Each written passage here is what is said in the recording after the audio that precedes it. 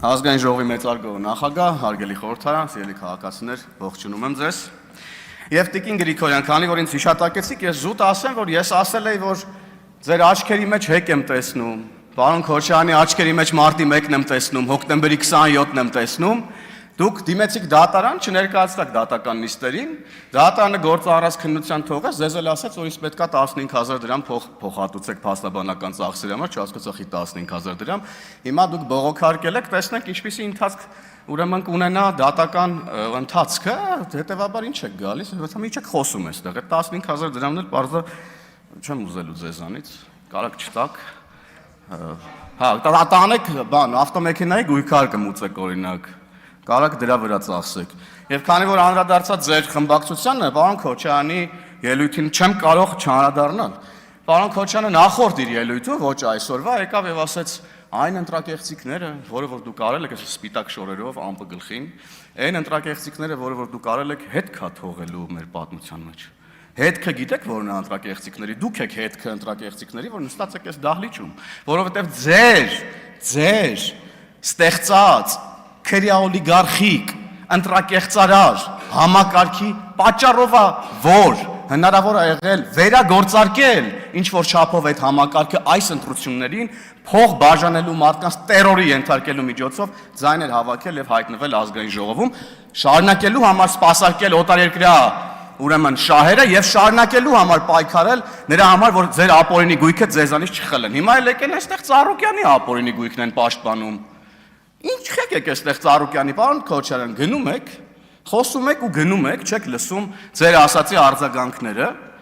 ուստեղ ասում եք ուրիշտեղ, ուրիշ հարթությունում մենք կլուծենք այս հարցը, որ իմ հոր մասին այսպիսի բան եք ասում։ Նախ մենք ձեր հոր մասին չենք ասում, մենք ասում ենք Հայաստանի երկրորդ նախագահի աթոռը զավթած Ռոբերտ Քոչարյանի մասին, ով այո ձեր հայրն է, բայց դուք նրա խմբակցությամբ պատգամավորն եք եւ ստանձնել եք այն քաղաքական պատասխանատվությունը եւ շարունակում եք այն քաղաքական հետագիծը, որը ձեր հայրն է ունեցել։ Եվ եթե իմաստեղ ասում եք ուրիշտեղ ուրիշ հարթությունում այդ հարցերը կլուծենք, որ ուրիշտեղ որտեղ կարող է հոկտեմբերի 27-ին ազգային ժողովում դուք ոնց որ թե էտա ձեր հարցերը լուծելու ձևը մարտի 1-ով հոկտեմբերի 27-ով 2003 թվականի ընտրություններից եք խոսում, ասում եմ հայրն էլ է 49% ձայնավակ։ Դուք ընդհանրապես մի հատ էլ գնացեք տեսանյութերը նայեք 2003 թվականին Հայաստանի Հանրապետության Երևանի փողոցներում ինչ էր կատարվում։ Մահակներով մարդկանց գլուխն եք ջարդում հետընտրական գործընթացների ժամանակ, այստեղ ինչ եք խոսում։ Ում եք դուք ընդհանրապես գժիտեղ դրել։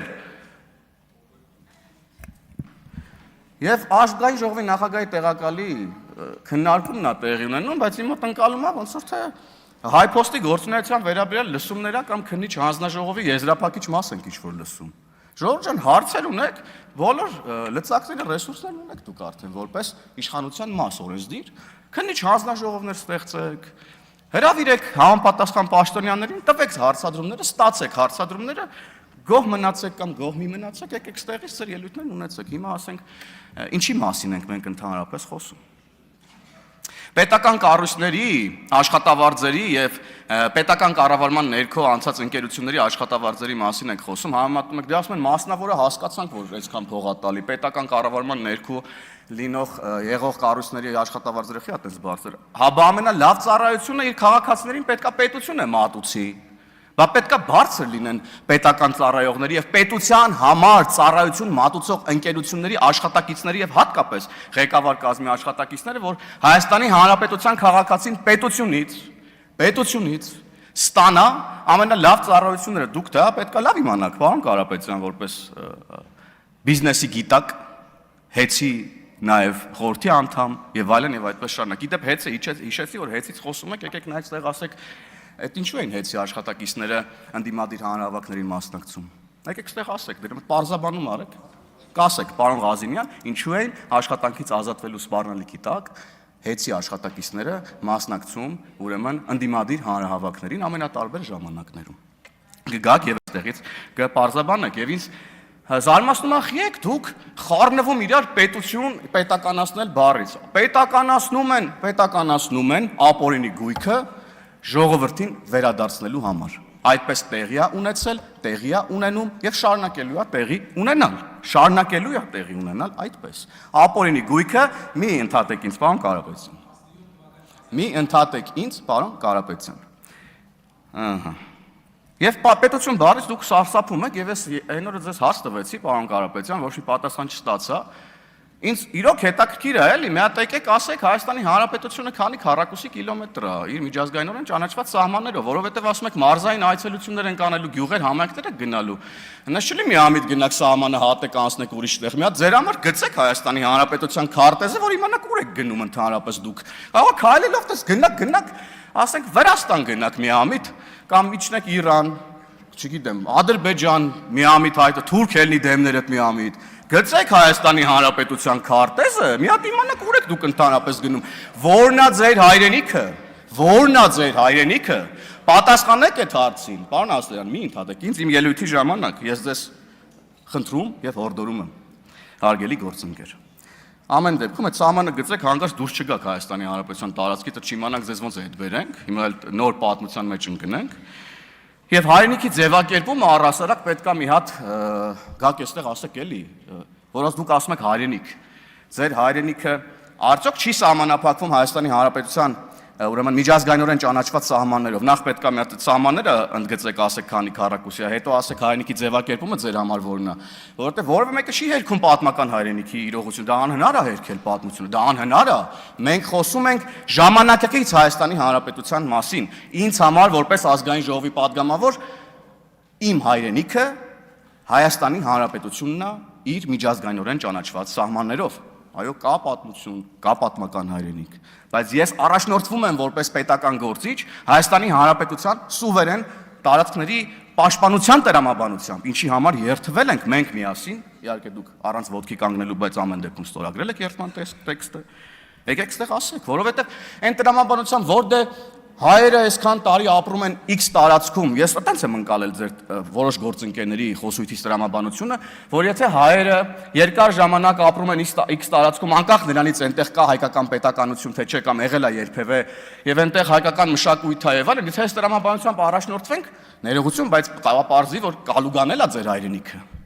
Մի քիչ էլ որ խորանանք, կարող է մի քանի տարի հետո, ասենք ԱՄՆ-ից տարածքային պահանջներ ունենանք, գնանք Գլենդելը ասեք, բան տվեք Հայաստանին, որովհետև այնտեղ միլիոնավոր հայեր են ապրում կամ 100,000-ավոր հայեր են ապրում։ Մի հատ այս տրամաբանությունն եկեք կիսվեք մեզ հետ, որն է ձեր տրամաբանությունը, որն է ձեր հայրենիքը, ինչպիսի տեսք ունի ձեր հայրենիքը, իրական հայրենիքը, ժամանակակից, ոչ թե պատմական իրողությունների մասին ես չեմ խոսում, ես խոսում այսօրվա մասին, այսօր որն է ձեր հայրենիքը։ 150 տարի առաջ, որ լինեինք բոլորս, ուրիշ ձև էր լինելու հայրենիքի ձևակերպումը, ժամանակակից աշխարհում հայրենիքը մեր պետությունն է, միջազգայինորեն ճանաչված իր տարածքներով։ Հա, պարոն Ասլյան, բան էիք ասում։ Եվ շարունակելով, գիշերը 2-ին, ասում հայտարարել եք, որ դուք հաղթել եք, երբ որ մենք, պարոն Հարությունյան երեք արդեն նկարագրեց մանրամասները, մեր ունեցած տվյալներով, բնականաբար, արձանագրում ենք այն տվյալները, որը այդ պահին կա, անում ենք քաղաքական հայտարարություն, շատ լավ իմանալով, որ մենք ենք այդ հայտարարության համար պատասխանատու։ Եթե օրինակ, ընտրությունների առավոտը կամ վերջնական արդյունքների հրապարակման ժամանակ էական տարբերություններ լիներ, մենք որպես քաղաքական թիմ այդ պատասխանատվությունը կստանձնեինք, բայց բան չի փոխվել, հետևաբար ինչի մասին եք դուք ընդհանրապես խոսում։ Այդ դուք չէիք, մենք հենց ընտրությունների հաշվարկի ընթացքում ենք այդ հայտարարությունը արել։ Դուք դեռ ընտրությունները չսկսած, ասում եք մենք արդեն հաղթել ենք, Սամվել Կարապետյանը Հայաստանի Հանրապետության վարչապետն է, կառավարության նիստեր էիք անում։ Հայդեպ ինչ կա այդ ձեր կառավարության նիստերից, շարունակում եք կառավարության նիստեր անել, որտեղ կարող ենք ծանոթանալ ձեր կառավարության նիստերի օրակարգերին, այդ նախագծերը հետո ուր եք ուղարկում, որ քննարկեցիք, հաստատեցիք, հետո ուր եք ուղարկում, որ երկրի ազգային ժողով եք ուղարկում ձեր կառավարության նիստերի օրակարգերում հաստատված հարցերը, թե ուրիշ ազգային ժողովներից են ձեր կառավարության նիստերի օրակարգ ներդրվում տարբեր հարցեր։ Մի հատ եկեք այստեղ պատասխանեք, հարգելի գործընկերներ, եկեք պարզաբանենք, հասկանանք, որտեղ իրար վարչապետ եք ասում, այնտեղ նախարարներ ունեք արդեն, հրանոթի մասնագետներ, արկերի եւ այլն, եկեք մի հատ պարզաբանենք։ Եվ էլ գիշերվա 2-ի ասուլիսի մասին խոսում եք, ասում եք այդ ասուլիսը կհիշվի մեր համար եւ այլն եւ այդպես շարունակ։ Գիտեք, որ ասուլիսն է հիշվելու։ Գիտեք, որ ասուլիսն է հիշվելու եւ նկարագրելու է ձեր քաղաքական ուժը, քանի դեռ դուք ներեգություն չեք խնդրել այդ արտահայտությունների համար եւ քանի դեռ դուք չեք դատապարտել այդ արտահայտությունները։ Այս ասուլիսն է հիշվելու եւ նկարագրելու ձեզ։ Ներողություն։ Արդեն որ նախ սա երկրորդ դեպքն է արդեն, որ հայ սակրավորը պայթում է Հայաստանի տարածքում հայ զինվորի կողմից տեղադրված ականի վրա։ Մաղթում ենք, որ դա վերաբերվի բոլորին։ Ինչքան հայ սակրավոր կմտնի ականապատ դաշտ, ցանկանում ենք, որ ընտեղից դուրս բերվի նրա մարմինը կամ Անջատեք պարոն Հովհաննիսյան։ Ներողություն ես մեր արտադրելու համար։ Պարոն Կարապետյան, այս ասուլիսն է հիշվելու եւ այս ասուլիսն է նկարագրելու ձեր խմբակցությունը, քանի դեռ դուք որպես խմբակցության ղեկավար ներողություն չեք խնդրել սրա համար եւ չեք դատապարտել այս հայտարարությունը։ Ես չեմ ուզում հավատամ, որ ձեր շարքերում այս կարծիքի մարդիկ կան, չնայած որ այդ մարդը ձեր շարքերում է նստած։